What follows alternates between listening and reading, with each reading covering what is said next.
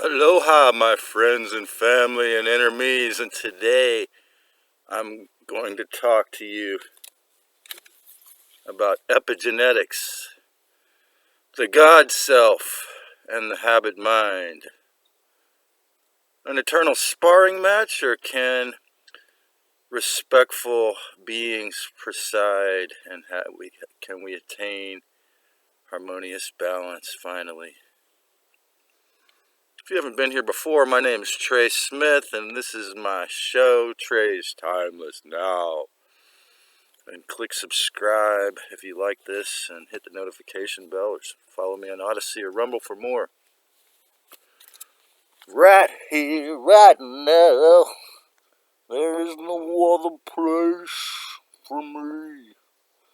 Right here, right now, helping the world to wake up from history.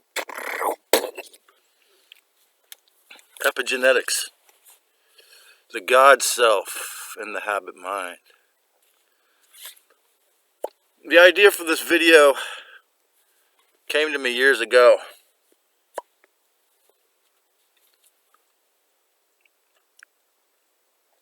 Probably when I was first getting into metaphysics as a teenager or 20-something. And the idea, because I began getting into fasting and cleansing, the idea was that it seems like there's an eternal sparring match between the divinity within, and this habitual mind.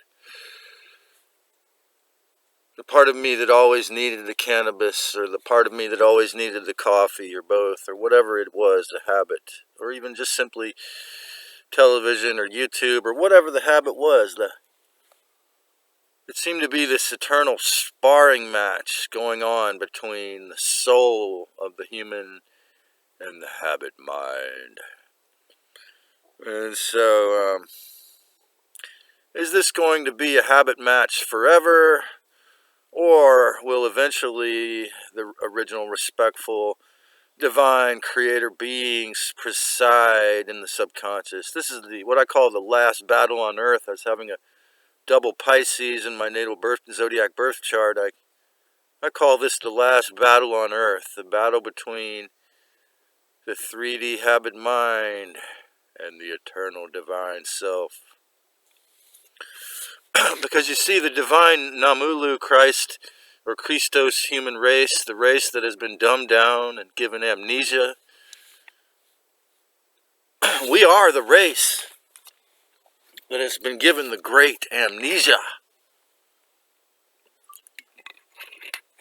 The greatest intentional amnesia ever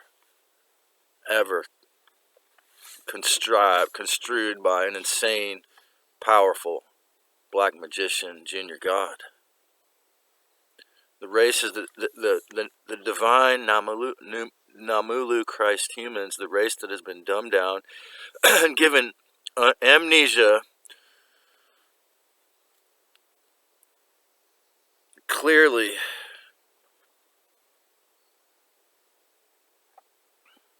nearly, because nearly all reincarnated souls, okay, most of us can't remember the past lives. Some, like say Andrew Bartzis, claim to be able to read their past life, other people's past lives and their own, but so most of us can't remember anything from our past lives. And they say, I have an old soul, but I can't remember anything from any of those lives. Now, in a way, it makes sense, because you don't want to get bogged down in all those details and all those karmic lessons. But how will our souls ever evolve on this planet? Some people, myself included, believe that the moon will be, blown up or dragged out of here in the next, couple hundred years, that it will be destroyed, so that, the reincarnation, the forced memory wipe, the forced electrocution of your soul, your 3 permanent atoms, so that you can't remember anything, will be ended. But then we have humans 2.0 on the other hand. So, We're the race with amnesia. Some of you perhaps don't even know why you're in a body now. So, with nearly all reincarnated souls' memories wiped in between lives, why is it that we think we have free will then? Why do we even believe we have it? But most humans only do what they are told, coerced or terrified, bribed or tortured into. Everybody else is a slave for their box, so why can't I do it too? I was so habituated and trauma bonded to many different subtle types of narcissistic abuse that how do I know that I'm ready to move back into another one? Well, I'm going to have to trust my intuition when that moment comes to consider it, or find someone that will do a healthy work trade. Worse than all of this stuff in a way is the fact that since we've had at least 11 DNA strands unplugged and been dumbed down through these microwave gadgets for the last 20 years, especially social anxiety and overwhelm, like the feeling of overwhelm itself. Some of it is organic, some of it might be natural that when I get overwhelmed. But because I'm an empath, and if I don't leave this exact geographical location, basically archontic entities will think somebody like me would be a good snack. So when I'm planning to change or do something to better myself, they will amplify or attempt to amplify the anxiety to grow more loose, to prevent you. They don't want you to succeed. They want you to be a failure. They want you to screw up and doom yourself. And this is how, 80, 90% of the New World Order is when humans obey the demons and do what they say. And then they feed off the energy. Not just from war and rape and making people terrified, but the anguish from being afraid to live out your dreams, the fear from doing the proper thing with your life, the fear of obeying your divine blueprint that you agreed to come to this life to do, whatever your mission was. If you're one of those lucky souls that actually came here on purpose. Humans are not controlled by their genes. For example, I overcame alcoholism twice in this life. Both my mom's mom and my dad's dad have it. And I could drink if I wanted to and not get addicted, but, it does increase the tendency to desire a beer. If I have one beer, then the next day, and I've proven to myself that I can overcome it twice. But on the other hand, epigenetics is what really often influences our genes much more. My dear friend Dr. Bruce Lipton has popularized that term in some circles, and it means we're influenced by everything around us. And these genetic programs from our DNA, from our ancestors, these programs can be rewritten. Yes, it is hard shadow work to change your DNA, to reprogram it. But there's amazing beings here, especially here online on YouTube, you can find that have actually achieved that. That all of the things, thoughts are things, beliefs are things, rent is a thing, money is a thing, all of the things around you, and all the energies around you, not just your genes, all influence you. Okay? The dark side has done an amazing job, frankly. Let's face it.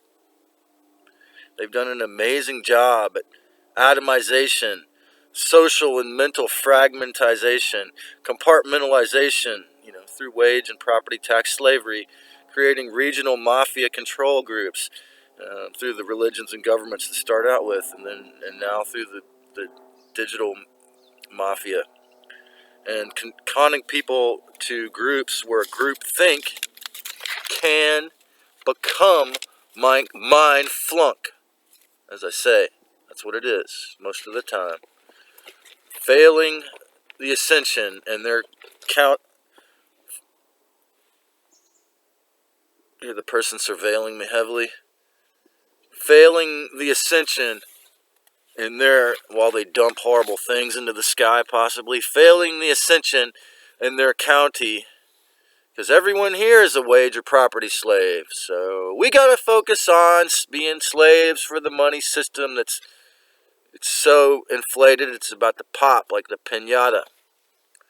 Most folks never, studies have shown that most people never move more than around 45 miles or 75 miles from where they were born. Why is that? When I was a teenager and I first started getting into Castaneda books, at a certain point I realized, one of the first things I realized was that my couch, my dad was a banker and my mom was a university teacher and I was upper middle class, and that my couch was actually the most dangerous place for me to be. Because my depression or my loneliness or my anxiety and all the mind control, the Dark Lord's, programs were being programmed into me by the television set, of course, on the couch. But not only that, just the cozy assurance of safety of being a white boy man in that upper middle class nice house with that nice fat couch in my own pseudo apartment room / apartment with no one bothering me. I knew that was psychologically like Gurdjieff would specialize in, teaching these wealthy people that wanted to be enlightened, taking their money. At one point early in his the Institute for the Enlightenment of Man, he hired a street bully to verbally abuse his upper middle class. He was knowing that couch is the most dangerous place there is in a certain way, because my mom and dad were so good at 3D material safety, because they were so good at the so-called game, because I'm from a Freemason family, because spoiled rotten is not healthy. It's not going to help. I started working at a frame shop when I was 14. Selling peanuts at the stadium before that, and collecting LPs, and I had a punk rock band by the time I was that age, 2 different zines, and a metal band by that point. So I started actually earning money at age 13, 14, a little bit. So, but I realized that, as soon as I got into shamanism, that, wow, the couch is probably the most dangerous place. Why are these people born 45 miles from where they never move away from where they're from? Why their family, friends, tyrant narcissists in their life and their attendant archons will, one of the reasons is the archons will attack them if they try to move.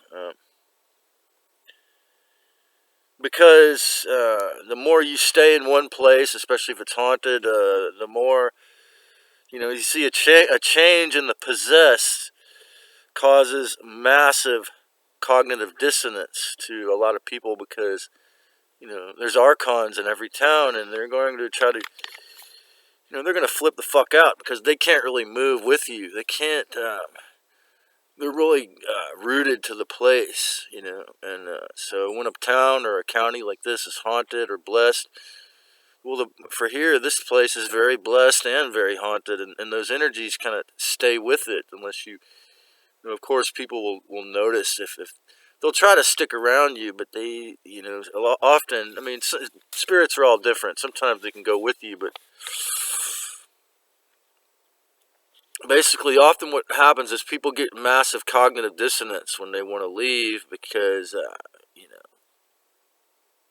the spirits flip the fuck out, and they can never leave, because it upsets the loosh-drip feeding system, where they're feeding off their energy when they, their low-grade trauma, drama, anguish, trauma bonding to these demons. It just pretty much, keeps going on a low drip cycle unless they flip